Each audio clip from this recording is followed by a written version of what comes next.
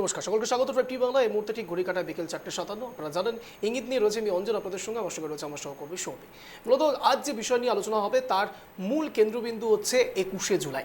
আপনারা সবাই জানেন 21শে জুলাই মূলত আবারও নতুন করে শহীদ দিবস হবে এবং মুখ্যমন্ত্রী মমতা বন্দ্যোপাধ্যায় সেই শহীদ দিবসের মঞ্চে থাকবে, এতদূর পর্যন্ত কারো অজানা নয়।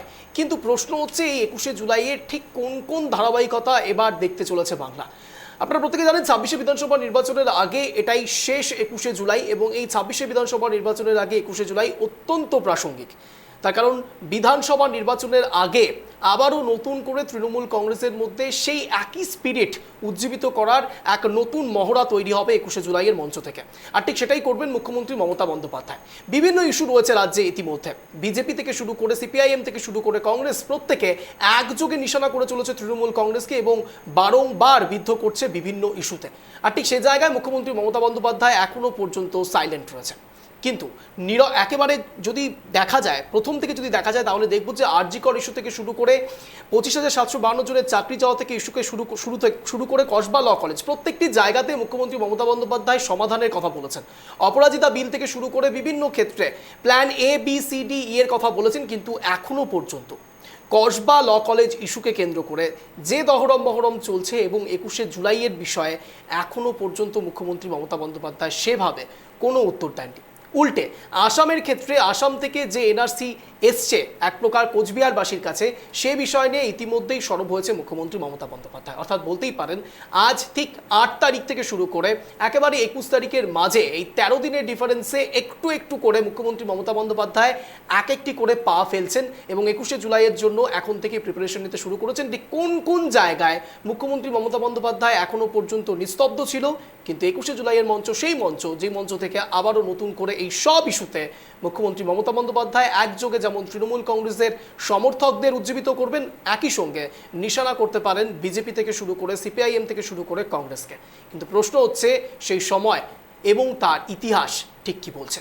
সৌমি, 21শে জুলাই 31 বছর আগে ঠিক কি ঘটেছিল সেটাই আমি তুলে ধরবো আপনাদের সামনে। 1993 সাল 21শে জুলাই, যেদিন 13 জন যুব কংগ্রেসের মৃত্যু হয়েছিল পুলিশের গুলিতে। ঠিক কেন মৃত্যু হয়েছিল আমরা সেই ইতিহাসটা এবার ঘাটবো। সেই সময় যুব কংগ্রেসে ছিলেন মুখ্যমন্ত্রী, বর্তমান মুখ্যমন্ত্রী মমতা বন্দ্যোপাধ্যায়। সেই সময় তার উদ্দেশ্যে এবং তার অনুপ্রেরণায় মহাকরণে কিন্তু একটি সমাবেশ শুরু হয়েছিল সেই 21শে জুলাইয়ের দিন। এবং সেই সমাবেশে আরও কে কে ছিলেন আমরা দেখব যে সেই সমাবেশে বর্তমান মুখ্যমন্ত্রী তিনি নিজে নেতৃত্ব দিচ্ছিলেন এবং শোভনদেব চট্টোপাধ্যায়, সৌগত রায়, জ্যোতিপ্রিয় মল্লিক, মদন মিত্ররা মহাকরণে পৌঁছানোর আগেই কিন্তু যেই জায়গা থেকে সমাবেশ শুরু হয় প্রায় 5টি জায়গায় কিন্তু পুলিশের ব্যারিকেড ছিল। এই পুলিশের ব্যারিকেডের জন্যই কিন্তু রীতিমতো সেই যুব কংগ্রেস কর্মী সমর্থক এবং পুলিশের মধ্যে কিন্তু ধস্তাধস্তি বাঁধে। আর এই সেই ধস্তাধস্তি এমন একটা জায়গায় পৌঁছায় যেখানে কিন্তু রীতিমতো গোটা কলকাতা কিন্তু উত্তপ্ত হয়ে ওঠে এবং সেখানে অগ্নিগর্ভ পরিস্থিতি শুরু হয়ে যায়। সেই যুব কংগ্রেস কর্মী সমর্থক এবং পুলিশের মধ্যে কিন্তু রীতিমতো ইট বৃষ্টি এবং পাথর বৃষ্টিও চলে এবং পুলিশ সেই পরিস্থিতি কিন্তু সামাল দিতে রীতিমতো কিন্তু বিক্ষোভকারীদের সেই জায়গা থেকে হাঁটানোর জন্য কিন্তু কাঁদানে গ্যাসের সেল ফাটিয়েছিল এবং সেই টাইমে কিন্তু রীতিমতো গোটা কলকাতা রীতিমতো আগুন মানে উত্তপ্ত হয়ে উঠেছিল। সেখানেই কিন্তু সেই পরিস্থিতিতেই কিন্তু পুলিশ 13 জন যুব কংগ্রেসের কর্মী সমর্থকদের ওপর গুলি করেছিল। সেই সময়ে কিন্তু সেই 21শে জুলাইয়ের দিন থেকেই কিন্তু রক্তাক্ত হয় এবং সেই 21শে জুলাই কিন্তু শহীদ দিবস নামে পরিচিত হয়, যেখানে পুলিশে গুলিতে মৃত্যু হয়েছিল সেই যুব কংগ্রেস কর্মী সমর্থকদের, 13 জন কর্মী সমর্থকদের। আমি সেই 13 জন কর্মী সমর্থকদের একবার নাম বলে দেব। বন্দনা দাস ছিলেন, মুরারি চক্রবর্তী, রতন মণ্ডল, কল্যাণ বন্দ্যোপাধ্যায়, বিশ্বনাথ রায়, অসীম দাস, কেশব বৈরাগী, শ্রীকান্ত শর্মা, দিলীপ দাস, রঞ্জিত দাস, প্রদীপ দাস, মোহাম্মদ খালিক ইনু। এই 13 জন যুব কংগ্রেস কর্মীর মৃত্যুতে কিন্তু রীতিমতো উত্তাল হয়ে উঠেছিল গোটা রাজ্যবাসী। পশ্চিমবঙ্গের রাজনীতিতে কিন্তু আজও কিন্তু দগদগে সেই দিন কিন্তু আজও দগদগে ঘায়ের মতো হয়ে রয়েছে সেই 21শে জুলাই। সেই দগদগে ঘা এখনো পর্যন্ত যায়নি, কিন্তু তার রেশ যেভাবে ক্রমাগত বিধানসভার ক্ষেত্রে এবং তার সঙ্গে সঙ্গে বিশেষ করে বাংলার রাজনীতির ক্ষেত্রে যেভাবে ফুটে উঠেছে তা এখনো পর্যন্ত মনে রাখে একদিকে কংগ্রেস নেতৃত্বরা এবং তার একই সঙ্গে তৃণমূল কংগ্রেস নেতৃত্বরা। যদিও বা কংগ্রেসের অনেকেই বলে থাকেন এই আন্দোলন সরাসরি এই শহীদ দিবস সরাসরি হাইজ্যাক করে নিয়েছে তৃণমূল কংগ্রেস নেতৃত্ব। কিন্তু প্রশ্ন হচ্ছে এই এত কিছু আমরা কেন বলছি, তার কারণ 26শে বিধানসভা নির্বাচনের আগে এটা শেষ 21শে জুলাই, এবং ঠিক সে কারণের জন্যই বিধানসভা ভোট পাখির চোখ করে ইতিমধ্যে তৃণমূল কংগ্রেস, বিজেপি, সিপিআইএম, কংগ্রেস ঝাঁপিয়ে পড়েছে। কিন্তু প্রশ্নটা হচ্ছে ক্যালকুলেশন কি বলছে, সমীকরণ কি বলছে, ইঙ্গিত ঠিক মূল কোন জায়গায় রয়েছে, সেটাই এক এক করে আপনাদের সামনে রাখবো। দেখুন, 2021 সালে পশ্চিমবঙ্গ বিধানসভা নির্বাচন প্রত্যেকটি ক্ষেত্রে, বিশেষ করে এআইটিসি অর্থাৎ তৃণমূল কংগ্রেস, অন্যদিকে বিজেপি, অন্যদিকে সিপিআইএম এবং কংগ্রেস আসন জিতেছিল তৃণমূল কংগ্রেসের পক্ষ থেকে 215টি এবং বিজেপির পক্ষ থেকে 77টি, সিপিআইএম 0, কংগ্রেস 0। ভোটের শতাংশের নিরিখে যদি আমরা দেখি তাহলে তৃণমূল কংগ্রেসের ভোট পার্সেন্টেজ ছিল 21শে বিধানসভা নির্বাচনে 48.02%, বিজেপির ছিল 38.15%, সিপিআইএম এর সেখানে 4.73%, কংগ্রেসের 2.93%। ভালো করে খেয়াল করে দেখুন, 4 আর 2 অর্থাৎ সিপিআইএম এর 4 এবং কংগ্রেসের 2, এই দুটোকে যদি আমরা একটু সারাউন্ডিংসের হিসেবের দিকে দেখি, অর্থাৎ একেবারে যদি সার্কেল করে দিই দুটো ব্যাপারকে, অর্থাৎ 4 এবং 2 যোগ করে দিই তাহলে 6, অর্থাৎ এই 6% বাকি বিরোধী শিবিরের কাছে রয়েছে, আর বিজেপির কাছে একাই রয়েছে বিরোধী শিবির হিসাবে 38%। আর এখান থেকেই আরও বেশি মূল বিরোধী হয়ে উঠছে বিজেপি। অন্যদিকে আসন পরিবর্তন যদি দেখি তাহলে তৃণমূল কংগ্রেসের ক্ষেত্রে 4টি, বিজেপির ক্ষেত্রে 74টি, সিপিআইএম এর ক্ষেত্রে 26টি যেটা ডাউনফল, এবং কংগ্রেসের ক্ষেত্রে 44টি ডাউনফল। অর্থাৎ এই 26 এবং 44-এর যে মার্জিন, সেই মার্জিন বিজেপির কোটায় গিয়ে পড়েছে, এটা আর কোনো বলার অবকাশ রাখে না। কিন্তু প্রশ্ন হচ্ছে দুটো পার্সেন্টেজ ভালো করে খেয়াল করে দেখুন। একদিকে তৃণমূল কংগ্রেসের 48.02%, সেই একবার দেখো খেয়াল করে, বিজেপির ক্ষেত্রে 38.15%। ডিফারেন্স যদি আমরা একটু দেখি ভালো করে তাহলে দেখবো 38 থেকে 48 অর্থাৎ 10% একটি গ্যাপ ছিল 2021 বিধানসভা নির্বাচনের ক্ষেত্রে বিজেপি এবং তৃণমূলের মধ্যে। উল্টো দিকে যেটা আমি বলছি যে সিপিআইএম এবং কংগ্রেসের সঙ্গে যদি দুটোকে আমরা যোগ করি তাহলে 6%, 4 আর 2 6, আর এই 6% আর উল্টো দিকে ওই দিকে 10%, অর্থাৎ 16%-এর নিরিখ। এটা কিন্তু অত্যন্ত গুরুত্বপূর্ণ একটি সমীকরণ, যেখানে বিজেপি সরাসরি 10%-এর ডিফারেন্সে রয়েছে তৃণমূল কংগ্রেসের ক্ষেত্রে। আমি এই পার্সেন্টেজটা কেন মেনশন করলাম সেটাও আপনাদের সামনে কিছুক্ষণের মধ্যেই রাখবো। বিজেপি 38%, মাথায় রাখবেন, তৃণমূল কংগ্রেস 48%। আমি নেক্সট মিনিট দেখাবো 24-এর লোকসভা নির্বাচনের ক্ষেত্রে। দেখুন, 2024-এর লোকসভা নির্বাচন, দেখুন বিধানসভা নির্বাচন আর লোকসভা নির্বাচনের মধ্যে যথেষ্ট পার্থক্য রয়েছে, কিন্তু বিধানসভা নির্বাচনের পার্সেন্টেজ অত্যন্ত গুরুত্বপূর্ণ, তার কারণ আগামীতে 2026-এর বিধানসভা নির্বাচন। কিন্তু তার আগে 24 একেবারে তার ঠিক প্রাককালে লোকসভা নির্বাচনে তাদের স্কোর কিরকম, কিভাবে ব্যাটিং করলো বিজেপি, কিভাবে বা ব্যাটিং করলো তৃণমূল কংগ্রেস। ঠিক যেমনটা সবাই বলে থাকে আজকাল নতুন ট্রেন্ড বাংলার ক্ষেত্রে খেলা হবে, আর ঠিক এখান থেকে তৃণমূল কংগ্রেস আসন জিতেছিল 29টি, বিজেপি সেখানে 12টি, সিপিআইএম 0 এবং কংগ্রেস 1টি। আপনারা সবাই জানেন মালদার ক্ষেত্রে, দক্ষিণ মালদার ক্ষেত্রে ভোটের শতাংশ তৃণমূল কংগ্রেসের ক্ষেত্রে 45.76%, বিজেপির ক্ষেত্রে 38.73%, সিপিআইএম এর ক্ষেত্রে 5.73%, কংগ্রেসের ক্ষেত্রে 4.72%। একটা জিনিস ভালো করে খেয়াল করে দেখুন, 2021-এর বিধানসভা নির্বাচনের ক্ষেত্রেও বিজেপির 38 সামথিং কিছু একটা ছিল, এবং তার সঙ্গে সঙ্গে 2024-এর লোকসভা নির্বাচনের ক্ষেত্রেও 38.73%। ভালো করে যদি একবার আমরা দেখি প্লেটগুলো, আমি একবার বলবো বিসিআরকে 2021-এরটা আরও একবার চালাতে। দেখুন, 2021 সালের বিধানসভা নির্বাচনের ক্ষেত্রে তৃণমূল কংগ্রেসের যে ভোট পার্সেন্টেজ সেটা 48.02%, সেটাই 2024-এরটা একবার দেখাবো। 2024-এর ক্ষেত্রে সেটাই হয়ে দাঁড়াচ্ছে 45%, তাই তো সৌমি?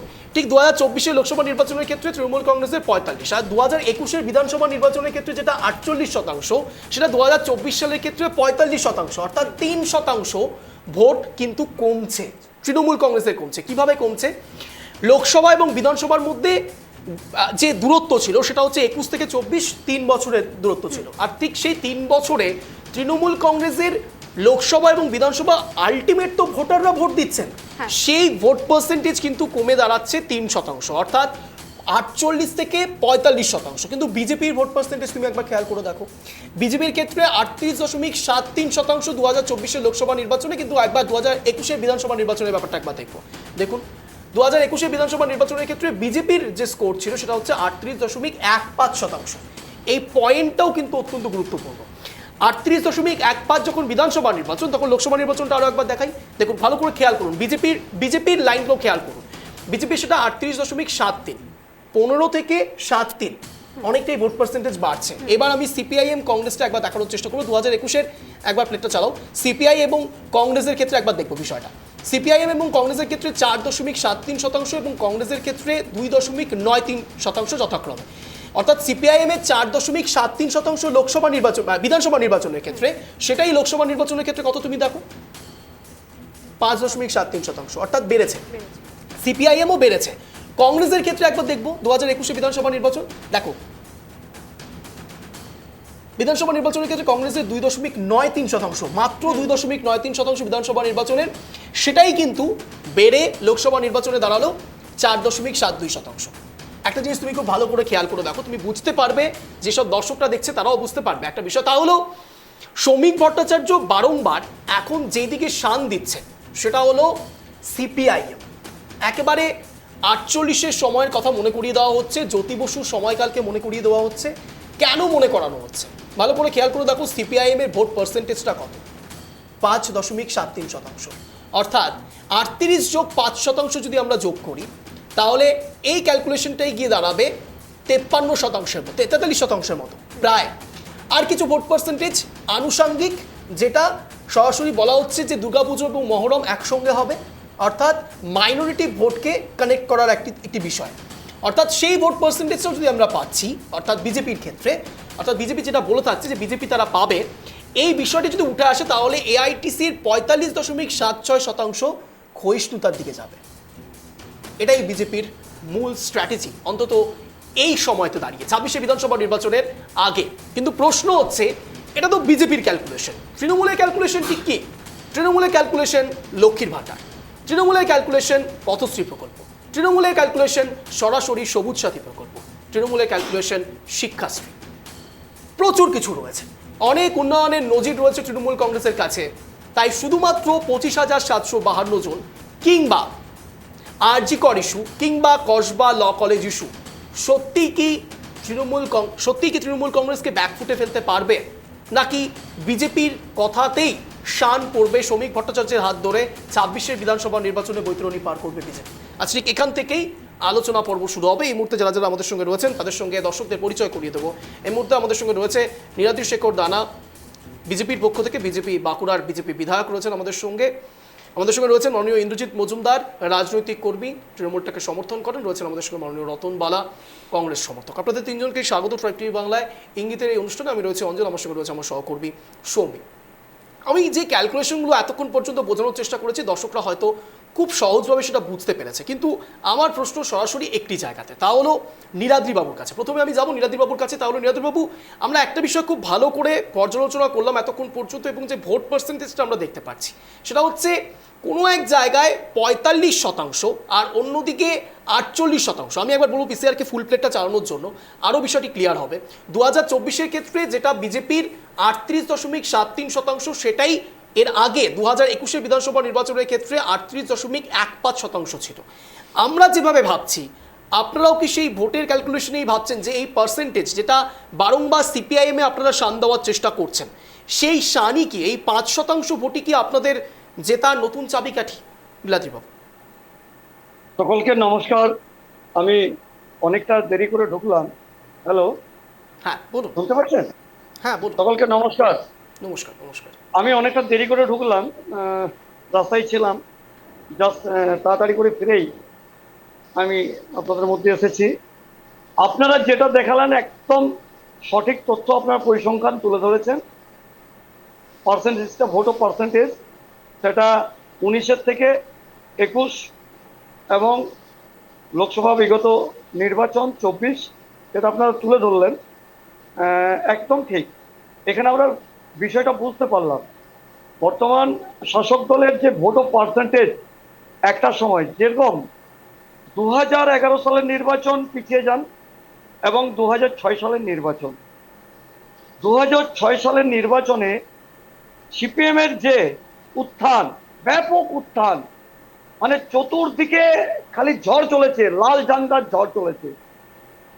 তার পরবর্তী ক্ষেত্রে দেখেছি সেই 5 বছর যে ক্ষমতায় থেকে ক্ষমতাকে গ্রাস করেছে, তাদের বিভিন্ন দুর্নীতি, কৃষক দুর্নীতি, শিক্ষার দুর্নীতি, চাকরির দুর্নীতি মানুষের সামনে এসেছিল, যার জন্য 2011 সালেও আমাদের সম্মানীয় বিদায়ী মুখ্যমন্ত্রী তিনি নিজেও ভাবনার অতীতে ছিল যে এইভাবে তাসের ঘর, মানে তাসের ঘরের মতো ভেঙে পড়বে তাদের এই রাজত্ব।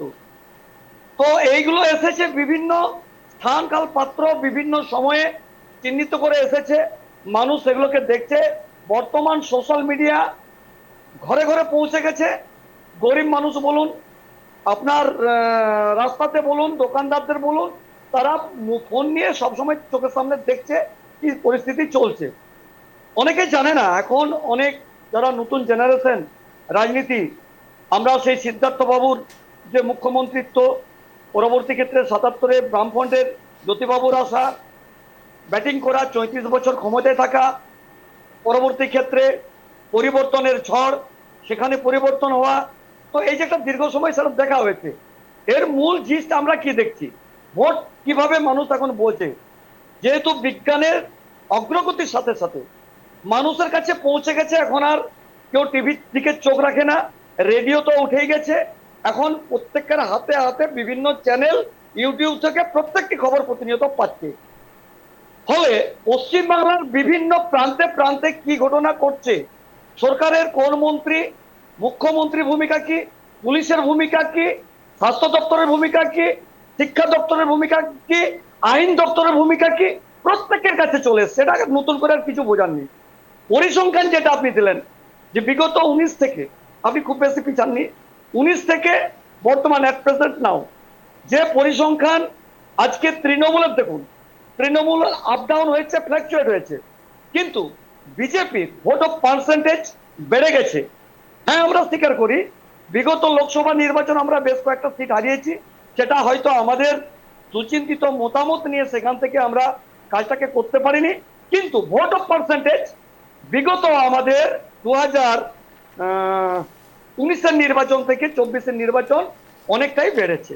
ভোট অফ পার্সেন্টেজে প্রায় 1.0507% বেড়েছে। এখন যে আমরা 26-এর জন্য আজকের যে আলোচনায় বসেছি, যে ভূমিকা কি থাকবে, আমাদের রাজ্য সভাপতি এসে কি সংকেত দিলেন, শুভেন্দুবাবু কি বলেছিলেন, আমি এই দিকটা যাচ্ছি না, আমি আপনাকে সামনে আসি, সামনাসামনি একদম।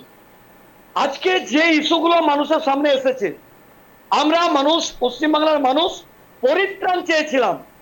34 বছর বাম অপশাসন, তাদের কাছ থেকে পরিত্রাণ আমরা চেয়েছিলাম, তার পরিবর্তন মানুষের কাছে আমরা গেছিলাম। আমিও কিন্তু সেদিন ব্যতিক্রম থাকিনি, আমিও এনডিএ জোটের মধ্যেই ছিলাম।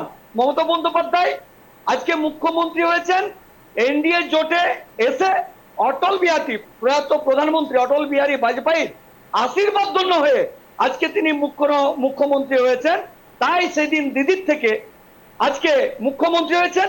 আর যদি অটল বিহারী বাজপেয়ী না থাকতো, তিনি দিদি থেকে দিদিমা হয়েছেন, মুখ্যমন্ত্রী আর হতে পারতেন না। যাই হোক, এটা একটা বিষয়।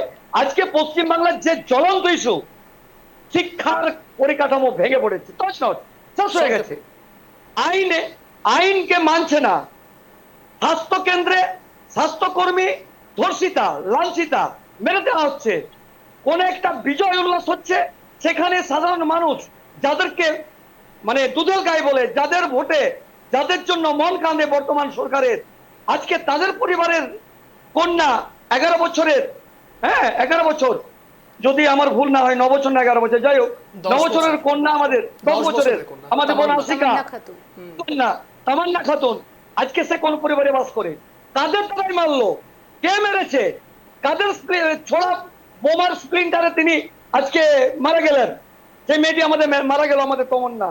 আজকে আর্জি করে যে আমাদের তিলোত্তমা, আজকে তার কি অপরাধ ছিল, আজকে তার উপযুক্ত শাস্তি এখনো পর্যন্ত তাদের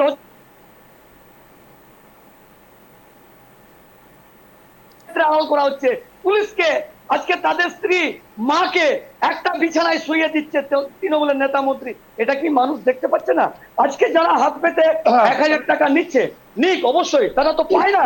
আজকে গরিব মানুষ, পশ্চিমবঙ্গ সরকার ব্যর্থ, চতুর্দিকে চাকরি নেই, কোনো কাজ নেই, পরিযায়ী শ্রমিককে পরিযায়ী শ্রমিক বলতে না দেন, না বলতে না দেন, বলতে এক দেন। এক করে না না না সবাইকে বলার সুযোগ দিতে হবে না রিয়াদি বাবু এই যে আমার আমার percentage, আমার আমার আগামী শুধু দিনে আমার শুধু নির্বাচন- প্রশ্নটা দাদা, আমার শুধু প্রশ্নটা এটাই ছিল যে পার্সেন্টেজ অফ ভোট যেটা বারংবার আপনি যেদিকে আলোকপাত করতে গিয়ে নানান দিকে আলোকপাত করছেন আমার আমার আমার আমার আমার শুধু একটি জায়গাতেই আপনাকে বলা তা হলো আপনি প্রথমে শুরুটাই বললেন যে ঘরে ঘরে সোশ্যাল মিডিয়া এবং ঘরে ঘরে ফোন পৌঁছে যাচ্ছে আপনাকে একবার প্রপার্টি লাইনটাও দেখতে হবে আমাদের গোটা দেশের ক্ষেত্রে এবং সেই প্রপার্টি লাইন অনুসারে কতজন মানুষের কাছে ফোন রয়েছে এবং সেই ফোনের উপর ভিত্তি করে আপনারা সোশ্যাল মিডিয়ার উপর ভিত্তি করে 2026 বিধানসভা নির্বাচন লড়বেন এটাই তো একটা অনেক না, না, বড় না, হাতিয়ার না। হয়ে যাবে তৃণমূল না, না, না, কংগ্রেসের না, কাছে আমি আসছি আমি আমাদের- উত্তরটা নেব আমি আগে উত্তরটা নেব ইন্দ্রজিৎ বাবুর কাছে যাবো ইন্দ্রজিৎ বাবু কি বলবেন 21-এর মঞ্চ থেকে মমতা বন্দ্যোপাধ্যায়ের মূল বার্তা ঠিক কি হতে পারে আপনারা সম্ভাব্য কি বুঝতে পারছেন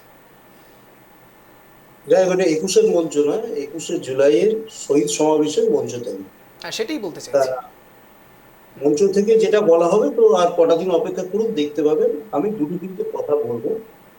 এক হচ্ছে 1997 সালটা, আমরা তখন ছাত্র রাজনীতি করি, আমি একটু ছাত্র রাজনীতি থেকে একটু ওপরে যাই হোক। তা তখন নেতাজি ইন্ডোর স্টেডিয়ামে তৎকালীন প্রদেশ কংগ্রেস একটি সভা অনুষ্ঠিত করে। তার সঙ্গে মমতা ব্যানার্জি ডিফারেন্স করে আরেকটি সভা গ্রাসরুট লেভেলের কর্মীদের নিয়ে করা হয়েছিল। সন্ধিক্ষণটা ছিল ঠিক 11তম লোকসভা সমাপ্তি এবং 12তম লোকসভার শুরু। সেই সন্ধিক্ষণে শুরু হয় আমাদের এই পথ চলা এবং আজ 27 বছর ধরে যে নিরলস সংগ্রাম, জনস্বার্থে গঠিত তৃণমূল কংগ্রেসের অক্লান্ত পথ চলা। আমরা ধর্মনিরপেক্ষতা ও ফেডারেলিজমের প্রতি অঙ্গীকারবদ্ধ এবং ভারতের তৃতীয় বৃহত্তম দল। এর সঙ্গে দুটো জিনিস একটু বলি নীলাদ্রি বাবু, আমি পূর্বে যে ঘটনা সেটার মধ্যে আসছি না। আপনি একটু আগে বললেন যে 19-এ নির্বাচনের থেকে আমাদের 24-এ নির্বাচনের ফলাফলে 1% সামথিং ভুলবে। 19-এ নির্বাচনে আপনারা সিট পেয়েছিলেন 18টি আর ভোট পার্সেন্টেজ পেয়েছিলেন 40.7%। এখান থেকে 24-এর নির্বাচনে, আমি এই ডেটাটা দিচ্ছি কিন্তু নির্বাচন কমিশন যে ওয়েবসাইটে যে ডেটা দেয় সেই ডেটাটাই আমি তুলে ধরছি। আচ্ছা, 24 সালে ওনারা পেলেন হচ্ছে 12টি সিট এবং 38.73%। তাহলে আপনি প্রথমেই এই শতাংশের ভিত্তিতে ভুল করবেন। যাই হোক, ভুলটা করতে পারেন, রোজই ভুল করেন, নয় আবার একটা পুনরায় ভুল করবেন। ভুল না এটা ইচ্ছে করে করেন, বোঝা যায় না, সেটা দায়। তার সঙ্গে বলি, আপনারা আর একটা জিনিস বলছেন যে দেখুন 2021-এর পরে খুব গুরুত্বপূর্ণ ছিল, তারা বলেছিল 200 পার, সেখানে 77-এ থেমে গেল। তারপরেও নির্বাচনে 3টি উপনির্বাচন হয়েছিল। কোথায় কোথায় হয়েছিল? শান্তিপুর, দিনহাটা, গুরুত্বপূর্ণ জায়গা ধূপগুড়ি, যেখানে ভারতীয় জনতা পার্টি উত্তরবঙ্গে 19-এর সময়, তৎকালীন সময় তারা এগিয়ে ছিল। সেই ধূপগুড়ি এই 3টে উপনির্বাচনে গো হারান, ওনারা হারেন। এবং এই মুহূর্তে আপনারা আলোচনা করছেন তো, এই মুহূর্তে আমরা হিসাব অনুযায়ী 190টি বিধানসভার আসনে এগিয়ে আছে। যদি আপনি পার্সেন্টেজ ওয়াইজ শতকরা অনুযায়ী ধরেন, তাহলে 190টি বিধানসভায় আমরা এগিয়ে আছি। এবং ভারতীয় জনতা পার্টি 77 থেকে এখন সংখ্যাটা নেমে যতদূর মনে হয় 65-তে এসছে। যাই হোক, আগামী দিনে কি হবে সেটা জনতা জনার্দন বলবে। কিন্তু আমাদের যে 27 বছর ধরে নিরলস সংগ্রাম এবং জনস্বার্থে গঠিত তৃণমূল কংগ্রেসের যে পথ চলা, জনগণ নতুন করে এক ইতিহাস লিখলো 2011 সালে। এবং এই ইতিহাস একটি লড়াইয়ের, একটি সংগ্রামের। এবং আমি ওনাদের সবাইকে বলবো, বুঝতে পেরেছি তৃণমূল কংগ্রেস হচ্ছে গণস্বপ্ন পূরণের একটি দল। অর্থাৎ বেশ ভারতবর্ষের বুকে পশ্চিমবঙ্গের দ্বিতীয় স্বাধীনতা এনে দেওয়া হয়েছিল। আচ্ছা, এবার দুটো উত্তর একটু দিয়ে নি অঞ্জন, আমি আসছি শর্টে দিয়ে আমি আসছি দিয়ে নি, হ্যাঁ বলুন শর্টে দিয়ে নি, একটু শর্টে দিয়ে নি। এই যে ভুল বিভ্রান্তিকর তথ্য উনিরা ছড়ান একজন বিধায়ক হয়ে, আমার খুব খারাপ লাগে। আমি মাননীয় বিধায়ক, সবসময় আমি যোগ্য এবং কেয়ারকে সম্মান জানাতে হয়। একজন বিধায়ক হয়ে আপনারা কেন যে এই ধরনের কথা বলেন? বলে আগের আপনাকে দিন ভোটস অফ আগের দিন মুখ পার্সেন্টেজটা লুকিয়ে চলে গেলেন দাদা। আমাকে বলতে দেন দাদা দাদা। আগের দিন মুখ লুকিয়ে চলে গেলেন, আজকে একটু শুনে নিন। আজকে যে টপিকটা বিষয় হচ্ছে, আগের দিন তো মুখ লুকিয়ে চলে গেলেন, কি বিষয় জনসম্মুখে নিয়ে? আসতে পারলেন না। হ্যাঁ, না না, আপনি বললেন, আপনি বলেছেন যে কেন্দ্রীয় সরকার টাকা দেবো না বলে দিয়েছে। আপনাকে বলেছিলাম আপনি যদি প্রমাণ করতে পারেন তাহলে আমি আমার বিধায়ক পদ কালকে এই ছেড়ে যে দেবো। আমাদের আপনি অনুষ্ঠান এটা, হয়েছে, আমরা দেখিয়েছিলাম, আপনি না এখন না, আমি বিধায়ক পদ ছিলাম না ছাড়েননি। দাদা, আমি কাজে দাদা ছিলাম। কালকে আপনাকে অনুষ্ঠান সময় হয়েছে জানিয়ে এবং বলছি। দেখে নিন আপনি। আমাকে আমি আমি আমি আমি আমি আমি আমি আমি এই টপিকে আপনি আসতে যদি চাইছি। আমায়- Please, আমাকে যদি কালকে এটুকু কালকে দেন। টপিক চলে গিয়েছে, কালকে টপিক চলে গিয়েছে। আমি আমি আজ এই বিষয় নিয়ে কথা বলবো, আমি যে বিষয় নিয়ে আজ কথা বলবো, আমি কালকে দুজনকে আমি ছিলাম না। থামাচ্ছি। না না না, কালকে ছিলাম না। আমি আমি এখানে আপনি- দুজনকে থামাচ্ছি। আপনি আমি ফাঁকা এখানে দুজনকে পেয়েছেন থামাচ্ছি। বলেছেন। প্লিজ প্লিজ না, আপনি কালকে আমি একবার ফাঁকা দেখাবো, পেয়েছেন বলেছেন। আমি একবার কালকে দেখাবো আমি ছিলাম না। বিজেপির উত্থান ঠিক রাজনৈতিক কিভাবে হয়েছে, সেটা একবার আমাদেরকে আপনাদের সামনে কাজে রাখছি। থাকতে হয়। এই রাজনৈতিক আমরা আলোচনা মুখ লুকাইনি। চলতে থাকবে। দেখুন, বলি অঞ্জনদা, হ্যালো। আমরা কোনো চুরি করিনি। মিনিমাম কোনো চুরি করিনি। অফিসারকে বলবো বিজেপির উত্থান কিভাবে হয়েছে সেটা একবার দেখুন। বাকিদের সাউন্ড ডাউন, একদম বলবেন না। বাকিদের সাউন্ড ডাউন। আমরা মুখ লুকানোর লোকসভা জায়গা নির্বাচনে আমাদের ভোটের নেই। শতাংশ বিজেপির আপনারা পশ্চিমবঙ্গে লুকাবেন। 1989 আপনাদের নেতা 1.67%। বিজেপি পশ্চিমবঙ্গে 1984 সালে 0.4%। একবার উত্থানটা দেখুন কিভাবে বিজেপি আস্তে আস্তে উত্থান হচ্ছে তার। 1989 সালে 1.67%। লোকসভা নির্বাচনের ভিত্তিতে আমরা বলছি ভোটের শতাংশ বিজেপির পশ্চিমবঙ্গে। 1991 11.66%। লোকসভা নির্বাচনে ভোটের শতাংশ বিজেপি পশ্চিমবঙ্গে 1996 সালে 6.88%, 1998 সালে 10.2%, 1999 সালে 11.13%, 2004 সালে 8.06%, 2009 সালে 6.14%, 2014 সালে 17.02%, 2019 সালে 40.25%, 2024 সালে 38.73%, 1984 সালে 0.4%। অত সময় একটা বিষয় একেবারে পরিষ্কার হয়ে গেল। দেখুন, একদিকে 48-30 বলে- যেভাবেই শতাংশের নিরিখে বলি- ভাগ হোক না কেন, রতনবাবু এতটা উতলা হবেন না, আপনি আপনার কাছে আসবো। আমি বিজেপির কথা বলছি সরাসরি। আমি সবাইকে বলার সুযোগ দেবো, আমি সবাইকে বলার সুযোগ দেবো। বিজেপি শুধুমাত্র এই মুহূর্তে আমাদের ইনফরমেশনটাও দেখাতে হবে। বিজেপির ক্ষেত্রে বিধানসভা নির্বাচনের ক্ষেত্রে ঠিক কিভাবে ভোটের শতাংশ বাড়ছে সেটা একবার দেখুন খেয়াল করে। 1982 সালে 0.58%, 1987 সালে 0.51%, 1991 সালে 11.34%, 1996 সালে 6.45%, 2001 সালে 5.19%, 2006 সালে 1.93%, 2011 সালে 6.52%, 2016 সালে 10.16%, 2021 সালে 38.14%। বুঝতেই পারছেন ভোট পার্সেন্টেজ ঠিক এইভাবেই বেড়েছে বিজেপির। আমি ঠিক এই জায়গাতে সরাসরি রতনবাবুর কাছেই যাব। রতনবাবু, কংগ্রেসের ভোট পার্সেন্টেজ অনেকটা এক্স ফ্যাক্টর হয়ে কাজ করতে পারে বিজেপির কাছে, কিন্তু বিজেপি কোনো এক জায়গায় এখন সিপিআইএমকে কোনোভাবে তোষামত করতে চাইছে, কিন্তু কংগ্রেসকে একটু সাইডেই রেখেছে। এটা ঠিক কোন সমীকরণে রতনবাবু? দেখুন, নমস্কার সবাইকে। বলছি যে অযোধ্যা, আপনি যে পার্সেন্টেজ দেখালেন বা ভোটের যেগুলো দেখালেন, একটু আগে ইন্দ্রনীল বাবু বললেন, আমাদের নীলাদ্রি বাবুকে বলছিলেন, দেখুন এগুলো তো আপনি গুগলে বা যে কোনো আপনার অনলাইনে এগুলো সব পাওয়া যায় এবং সেটা আমরা সবাই জানি। কিন্তু বিষয়টা হচ্ছে এই যে পার্সেন্টেজ যে আপ ডাউন করছে, মানে কখনো বেড়ে যাচ্ছে কখনো কমে যাচ্ছে, এই বিষয়গুলোই হচ্ছে মেন আলোচনার বিষয়। যেরকম আপনি বললেন যে বিজেপির উত্থান যেটা দেখালেন, আজকে দেখুন এইখানটাতে তৃণমূল কংগ্রেসের সাথে কংগ্রেসের যখন জোট হয়েছিল 2001 সালে বিধানসভা নির্বাচনে, সেখানে কিন্তু 60টি আসন পেয়েছিল সিপিএম এর বিরুদ্ধে কংগ্রেস এবং বিজেপি লড়াই করে। সেই 60টি আসনের মধ্যে 6টি পেয়েছিল, 26টি পেয়েছিল কংগ্রেস আর 34টা পেয়েছিল টিএমসি। এটা আপনি ইসে সার্চ করলে পেয়ে যাবেন। কিন্তু এখানে দেখা যাচ্ছে যে সেখানে ভোট পার্সেন্টেজ ছিল 30% ছিল 30.66% ছিল টিএমসির এবং 8% ছিল কংগ্রেসের। এবার বলা যেতেই পারে যেখানে 26টা আসনের মধ্যে 8% ভোট মাত্র কংগ্রেসের। কারণ দেখুন কংগ্রেস কিন্তু মেনলি আপনার মালদা, মুর্শিদাবাদ, দিনাজপুর এই এলাকা দিয়ে সিপিএম এর আমলেও কিন্তু এই জায়গাগুলোতেই কিন্তু কংগ্রেসের পার্সেন্টেজ ভোট পার্সেন্টেজ বেশি ছিল। তাই এখানে দেখা যাচ্ছে যে আপনার মোটামুটি ধরুন এখানে 34টা আর 26টা এই মিলে ধরুন 60টা আসনে জিতেছিল। সেখানটাতে প্রার্থী দিয়েছিল টিএমসি পার্টি, প্রার্থী দিয়েছিল 226টা আসনে এবং কংগ্রেস সেখানে প্রার্থী দিয়েছিল 60টা আসনে।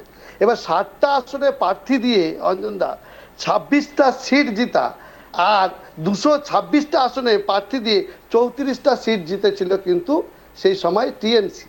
এবার বলা যেতেই পারে যে এখানটাতে দেখুন আমরা সিপিএম এর সাথে জোট করেও 100টা আসনে প্রার্থী দিয়ে কিন্তু আমরা 45টা 46টা সিট পেয়েছিলাম।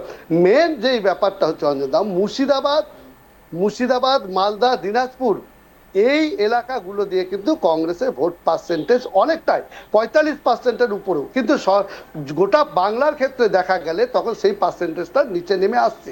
আমরা সাংগঠনিক দিক থেকে মুর্শিদাবাদ, মালদা এবং দিনাজপুর বাদে অন্যান্য যে সমস্ত জেলাগুলো আছে সেখানে কিন্তু আমরা সাংগঠনিক দিক থেকে সেইভাবে কিন্তু শক্তিশালী হতে পারিনি। কিন্তু আমাদের কোনো একটা জায়গায় মনে হচ্ছে অঞ্জনা, দেখুন যখন বিজেপি টিএমসি ধর্মভিত্তিক রাজনীতি করছে তখন বাম কংগ্রেস দলগুলি ধর্মনিরপেক্ষ এবং বহুত্ববাদী দৃষ্টিভঙ্গি তুলে ধরতে চেষ্টা করছে পশ্চিমবাংলার বুকে। আজকে বলুন তো এই পশ্চিমবাংলায় বিজেপির আজকে আপনি দেখাচ্ছেন 11 সালের সময় বিজেপির ভোট পার্সেন্টেজ 5% ছিল। যে সময়তে তৃণমূল ক্ষমতায় এলো কংগ্রেসের ঘাড়ে ভর দিয়ে, সেই সময় তৃণমূলের কি মনে হলো? তৃণমূল তখন কিন্তু একাই আসন পেয়েছিল অঞ্জনদা 184টা আসন একাই তৃণমূল দখল করেছিল। আমরা সেখানে 36টা আসন ওর সাথে যোগ দিয়েছিলাম। তৃণমূলের তখন মমতা ব্যানার্জির মনে হয়েছিল যে 184টা আছি, এই 36টা আমার দরকার নাই। তারা কিন্তু কংগ্রেসকে ছুঁড়ে ফেলেছিল। পরেই দেখুন 2016 সালে যখন নির্বাচন হলো, আমরা কিন্তু যেই সিপিএম এর সাথে লড়াই করলাম 11তে, সেই সিপিএমকে সাথে নিয়ে 2016 সালে নির্বাচনে সাধারণ মানুষ কিন্তু সেটাকে কতটুকু গ্রহণ করেছে বা কিভাবে দেখেছে যে যেই সিপিএম এর সাথে কংগ্রেস মানে লড়াই করলো সেই সিপিএম এর সাথে হাত ধরে আমরা কিন্তু তাও 77টা আসন পেয়েছিলাম অঞ্জনদা। 77টা আসন পাওয়ার পরে আপনি দেখবেন সেই সময়তে 2014 সালে কিন্তু লোকসভা নির্বাচন হয়ে গেল।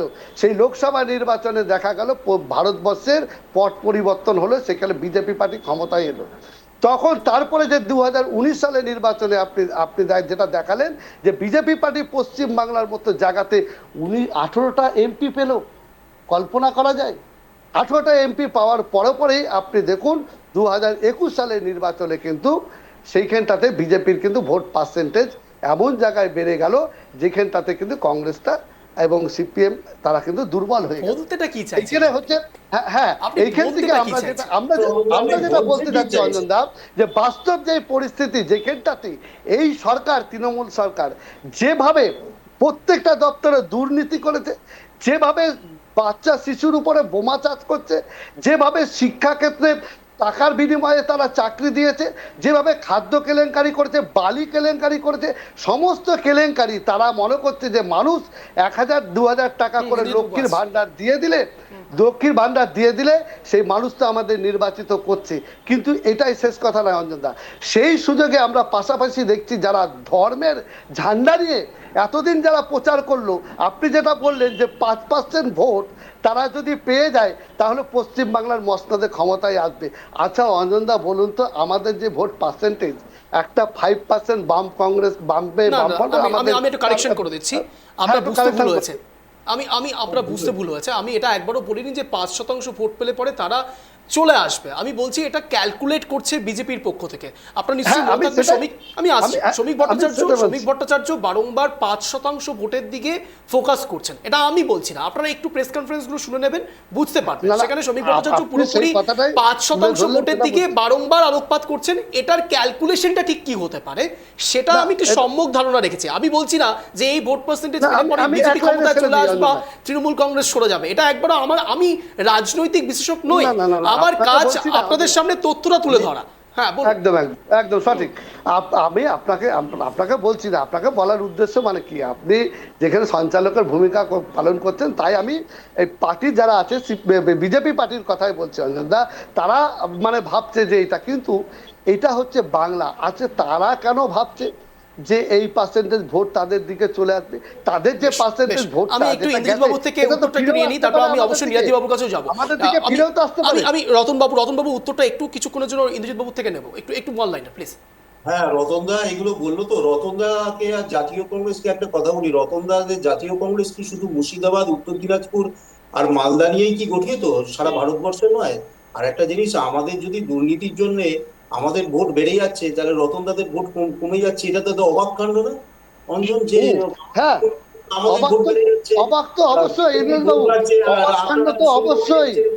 যেখানে পশ্চিম বাংলায়, যেখানে পঞ্চায়েত নির্বাচনে 2018 সালে 100% বুথে নমিনেশন হয় না, এটা তো অবাক কাণ্ড। যেখানে পশ্চিম বাংলায় পঞ্চায়েত নির্বাচন হয় না, হ্যাঁ বলি যে অঞ্জন দা, যেখানে পশ্চিম বাংলায় পঞ্চায়েত নির্বাচনের নামে প্রহসন হয়, যেখানে পশ্চিম বাংলায় পৌরসভা নির্বাচনের নামে প্রহসন হয়, সেখানটাতে তো এটা অবাক কাণ্ড বটেই।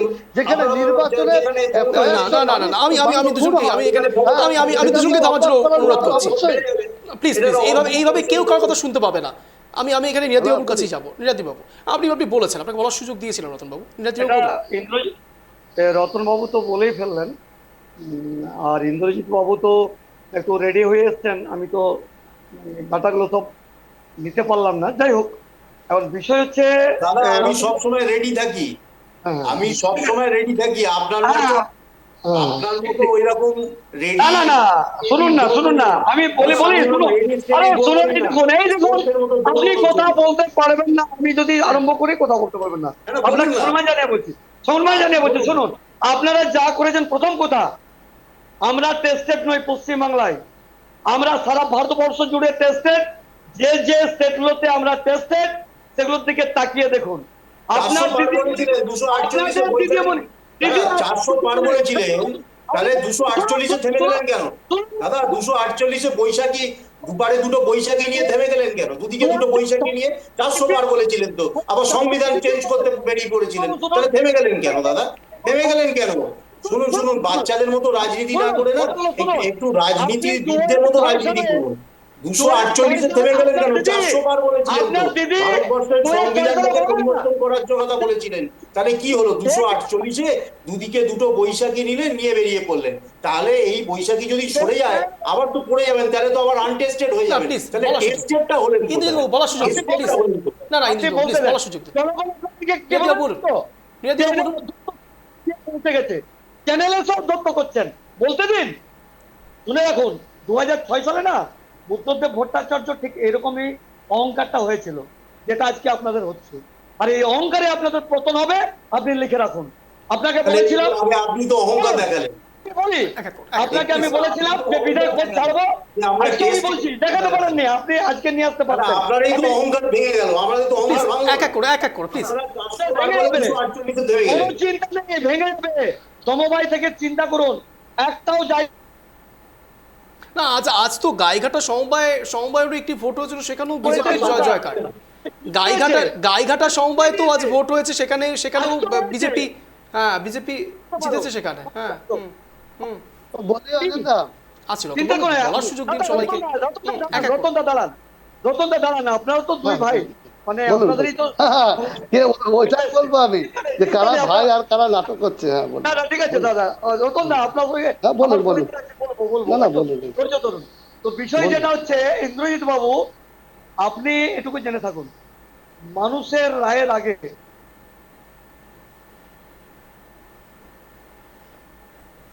মানুষের রায়ের আগে, হ্যাঁ মানুষের রায় আগে।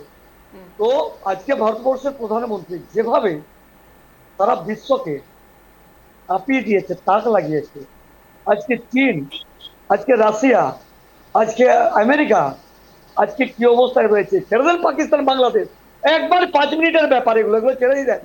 তো আজকে আমি আপনাকে একটা বিষয় শুধু একটু ইনক্লুড করতে চাইবো। আই থিঙ্ক আপনারা বা আপনাদের বিজেপির পক্ষ থেকে যেভাবে আপনারা রাজনীতিটা করছেন, হয়তো সাধারণ মানুষ সেই ব্যাপারটাকে বুঝতেই পারবে না। আমি কেন বলছি তার কারণ আমাদের এই বাংলার ক্ষেত্রে যেসব সাধারণ মানুষরা রয়েছেন তারা না খুব খেটে খেয়ে নিজেদের জীবনযাপনটা পালন করেন, আর ঠিক সে জায়গায় রাশিয়া চায়না এই সমস্ত বিষয়গুলো তারা ঠিক বুঝতে পারবেন না, তার কারণ তাদের কাছে রুজি রুটি রোজগারের হিসেবটা সব থেকে বেশি গুরুত্বপূর্ণ। ওখানে আপনারা বসে রয়েছেন, ভারতের পক্ষ থেকে অন্য সব দেশের সঙ্গে কিভাবে বৈদেশিক নীতি আপনারা অ্যাপ্লাই করবেন সেটা আপনাদের বিষয়, কিন্তু সাধারণ মানুষের নিরিখে আপনাদের ঠিক কি স্ট্র্যাটেজি আমি সেটা জানতে চাইছি। হ্যাঁ, বলে নি, আমাদের মোদিজি হচ্ছে সবকা সাথ সবকা বিকাশ সবকা বিশ্বাস সবকা প্রয়াস। আমি বাড়িতে বসে বসে টাকা আমার হাতে চলে আসবে এটা আমাদের নীতিতে নয়। আপনি বাড়ি থেকে বেরোন, আপনি নিজে স্বাবলম্বী হন, তার জন্য যা যা সাপোর্ট রাখার দরকার সেটা আমাদের সরকার করবে।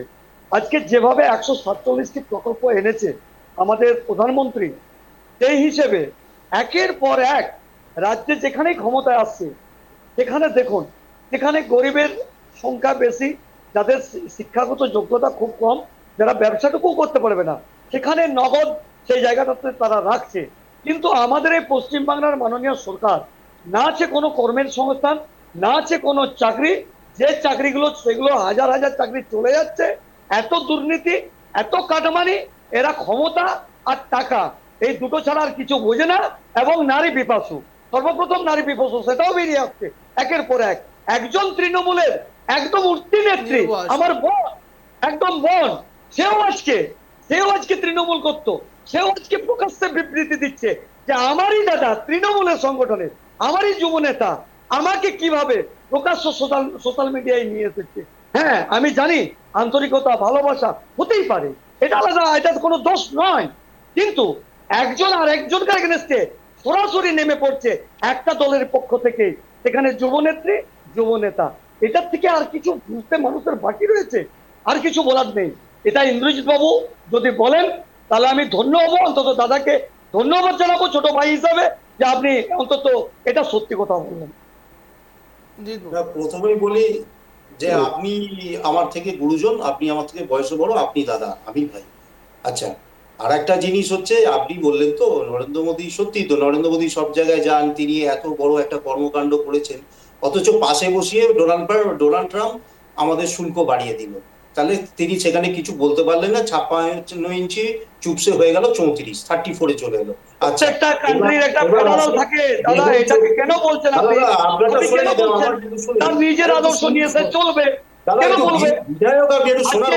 আজকে বলি দাদা, না বললেন আপনি মিথ্যে কথা বলবেন না। মেহুল চোকসি আজকে এত প্রতিরক্ষা খাতে টাকা লগ্নি করতে, টাকা কোথায় করবে? চুরি করবে? আপনার কাছ থেকে করবে, আমার কাছ থেকে করবে? মাথা উঁচু করে মানুষের ঘরের টাকা নিয়ে চাকরি, কর্মের সমস্ত কিছু করতে হবে।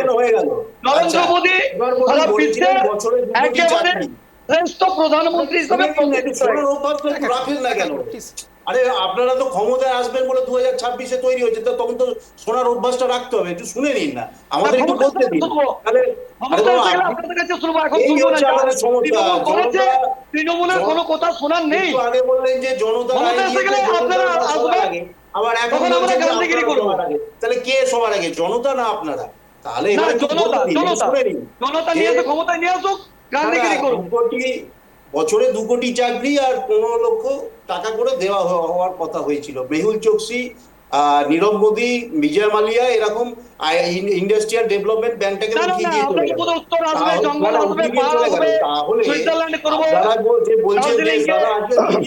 লন্ডন বানাবো এটা নয়, কত মোদী নীরবে নিঃশুপে কাজ করছে। আপনি স্বীকার করুন, আপনি স্বীকার করুন যে মোদী যে দেখে দিয়েছে কোন দেশের প্রধানমন্ত্রী এটা করতে পারে না। যেভাবে হাজার হাজার লক্ষ কোটি টাকা বিদেশের ব্যাংকে ধার করে গিয়েছিল কংগ্রেস সরকার, গান্ধী পরিবার, আর সেখান থেকেও শোধ করে অটলজি শোধ করেছে, মোদীকে আশীর্বাদ দিয়ে আজকে বিশ্বের 1 নম্বর জায়গায় প্রতিষ্ঠিত করেছে। এটা আপনাকে স্বীকার করতে হবে। এগুলো একটু শুনে, এগুলো শুনতে হবে যে এই আরজিকর নিয়ে বললেন তো, কে তদন্ত করছে?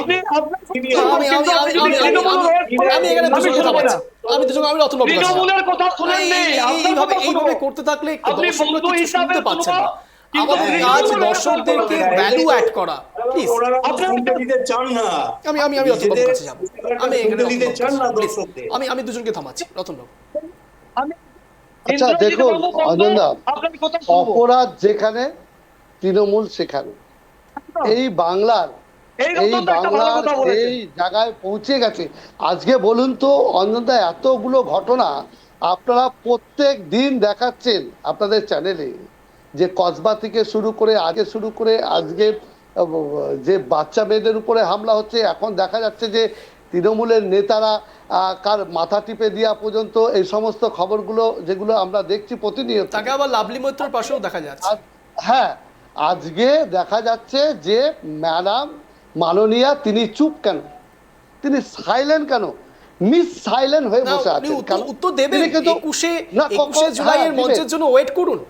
হ্যাঁ 21শে জুলাই ইন্দ্রজিৎ বাবু এমনটাই পাওয়ার চেষ্টা করছেন, ওয়েট করুন। এক মিনিট বলে দিই, 21শে জুলাইয়ের মঞ্চ থেকে উনি উত্তর দিয়েছিলেন, আপনার মনে আছে কিনা গতবার। কখনো শুনেছেন দিদির মুখে আরএসএস নেতা মোহন ভাগবতের বিরুদ্ধে কোনো রকম টু শব্দ করতে? তিনি কোনোদিন বলেনি। দিদি শহীদদের স্মরণে যে 21শে জুলাই সেখান থেকে আরএসএস এর প্রশংসা করেছেন অযোধ্যা। আর বলতে দিন ইন্দ্রজিৎ বাবু, আপনি সবসময় কথার মাঝখানে বলেন না, শুনুন, বলতে অসুবিধা হয়। আপনি ভালো বলেন, আমি জানি আপনি যুক্তি দিয়ে বলেন, ভালো বক্তা। হ্যাঁ রতনবাবু প্লিজ প্লিজ প্লিজ, মোহন ভাগবতকে রাজনীতির সাথে গুলিয়ে দেবেন না। না বলি, হ্যাঁ বলি, লাগবে আপনার খারাপ লাগবে, দাদা আপনি রাজনীতিবিদ, আমি রাজনীতিবিদ। হ্যাঁ ঠিক আছে নীলাদ্রি বাবু, বলি কার্তিক মহারাজকে জড়াবো না, মোহন ভগবতজিকে জড়াবো না, ঠিক আছে, হ্যাঁ রাম রহিম বাবাকে জড়াবো না, আসারাম বাবুদেরকে জড়াবো না, না ঠিক আছে, আপনার মনে হতে পারে আমিও 8 বার জেল খেটেছি, প্রত্যেকটি হচ্ছে নির্দোষ, প্রত্যেকটি নির্দোষ আমার লড়াইয়ের জন্য। বলি উত্তেজিত হবেন না, শোনার ধৈর্য রাখুন, শোনার ধৈর্য রাখুন, এখনো অনেক কিছু শুনতে বাকি আছে আপনাদের এখনো অনেক কিছু শুনতে বাকি আছে, বাংলার মানুষের মুখে থেকে আপনাদের আরো অনেক কিছু শুনতে বাকি আছে। পাকিস্তানের জন্ম দিয়েছেন, আর সেই দিনকে হিন্দুরা আজকে এখানে নিয়ে আসেননি, আজকে হিন্দুরা টুকরে টুকরে কাঁদছে, আর এই বাংলার মুসলিমদেরকে ওই বাংলায় পাঠাননি। আপনারা সবচেয়ে বড় ভুল করেছেন। রতন দা বেশি বলতে দেবেন না, বলি হ্যাঁ আপনি আমার বন্ধু, বলি কথা বলে যান। আরে অঞ্জনদা শোনার ধৈর্য রাখতে বলুন, আপনি নীলাদ্রি বাবু শুনুন, একটু ধৈর্য রাখুন, অনেক কথা শুনতে হবে, এখনো বলা শুরু করেনি। আজ কার্তিক মহারাজের কথা বললে আপনাদের আপনাদের দুর্নীতি দেখে বড় হয়েছি, কথা বললে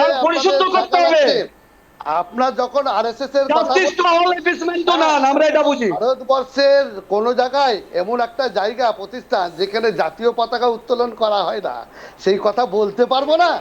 কোথায় বাস করছি আমরা? শুরু করেছেন তুলা, স্বাধীনতার পর থেকে আরএসএস এর দপ্তরের জাতীয় পতাকা তোলা হয় না। যাই হোক, এখন তোলা হচ্ছে, বললাম তো জাতীয় পতাকা হতো না। আপনি জানেন না, শুনুন, এই বিজেপি আর তৃণমূল সংঘ কত সালে প্রতিষ্ঠিত হয়েছে? আপনি কংগ্রেস কত সালে, সংঘ কত সালে জানেন না? বলতে দিন, আপনি তো বলতে দিবেন না, আপনি রতনবাবুকে জিজ্ঞেস করতে চাইছি।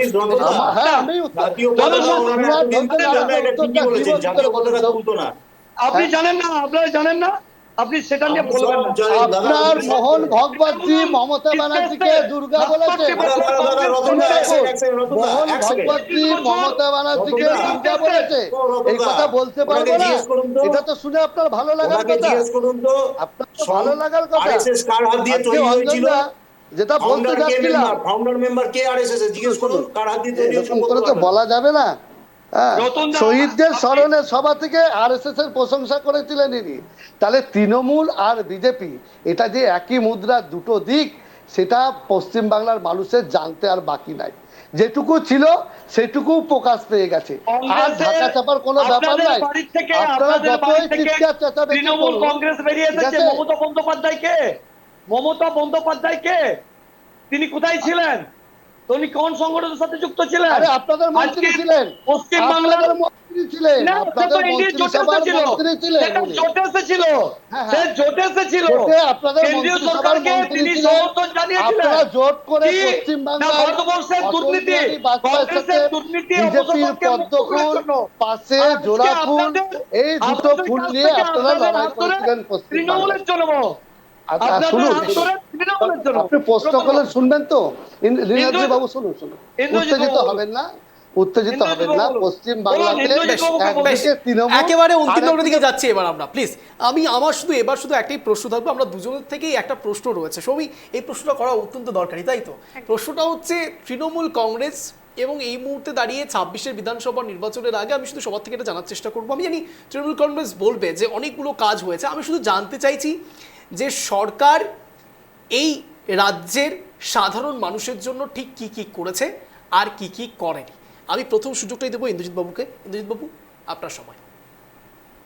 শুনুন, এই সরকারটি এসছেই মানুষের স্বার্থ রক্ষা করতে এবং মানুষের যাতে ভালো থাকে, মানুষ নিজেদের রক্ষা করতে। জনসাধারণ যাতে কোটি সুখী কোটি থাকে। টাকার ব্যাংক ব্যালেন্স, এবং ইন্দ্রজিৎ বাবু, এই সরকার যাতে কোটি কোটি টাকার ব্যাংক ব্যালেন্স, এক একজন ভারতবর্ষ নেতা মন্ত্রী টেস্টেড, সেগুলো বেরিয়েছে প্রমাণিত, ধর্মনিরপেক্ষতা, ফেডারেলিজমে সেগুলো মন্ত্রীরা জেলে গেছে। যে অঙ্গীকারবদ্ধ আমাদের যে এআইটিসি, অল ইন্ডিয়া আপনি তৃণমূল সত্য কথাগুলো কংগ্রেস একটু বলুন দয়া করে। ধর্ম অর্থাৎ নীতি, সেই নীতিটাকে রক্ষা করাই হচ্ছে আমাদের মেন কাজ। এবং আমরা সেটা 27 বছর পরিবারতন্ত্র, নিজেদের মানুষের উন্নতি, সংগ্রামের ইতিহাস কোটি কোটি এবং হাজার কোটি মানুষের কোটি টাকার ব্যাংক ব্যালেন্স, ইতিহাস, নামে মানুষের বেনামে আশা সম্পত্তি, আকাঙ্ক্ষা পূরণ, সেইভাবে গার্লফ্রেন্ডের আমরা বাড়িতে করে চলেছি টাকা গচ্ছিত।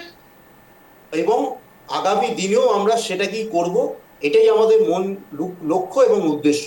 17 তাই বছরে জন্য মানুষ পশ্চিমবাংলার আমাদের মানুষ দুহাত অবস্থা তুলে করতে পারে। আশীর্বাদ করছে। 2026-এ নীলাদ্রি বাবু নিজেও বিধায়ক থাকতে পারবেন না।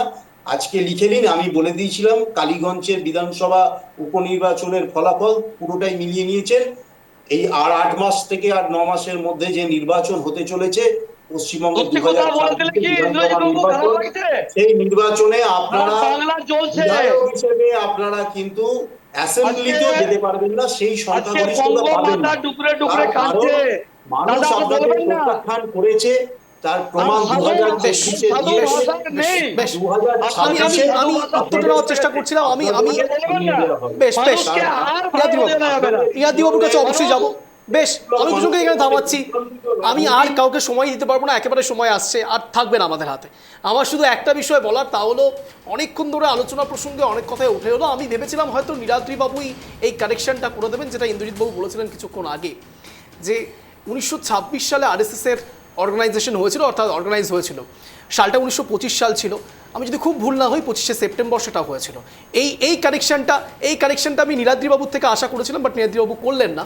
একেবারে অন্তিম লগ্নে রয়েছে। আপনাদের তিনজনকেই অনেক ধন্যবাদ ফ্যাক্টরি বাংলায় আসার জন্য, ইঙ্গিতের অনুষ্ঠানে যোগদান করার জন্য। মূলত একটা বিষয় একেবারে পরিষ্কার হয়ে গিয়েছে, তা হলো আমরা 21 নিয়ে আলোচনা করতে গিয়ে আরএসএস, বিজেপি, তৃণমূল, কংগ্রেস সব এসছে, শুধু একটা বিষয়ের খামতি থেকে গেছে, তা হলো জনতা জনার্দন সত্যিই শেষ বেলায় কি পাচ্ছেন কিংবা কি পাচ্ছেন না। আমি যখন প্রশ্নটাও এটা রাখলাম, তারপরেও সেইভাবে সদুত্তর কারো থেকেই পাওয়া গেল না। শুধু হলো সেটা হলো রাজনৈতিক আকচা আকচি, কথাই শেষ কথা। আর এরকমই প্রতিদিন শো দেখতে বিকেলবেলা 4:57 নজর রাখুন ট্রাইব টিভি বাংলার পর্দায়, প্রাইম টাইম ইঙ্গিতে। নমস্কার।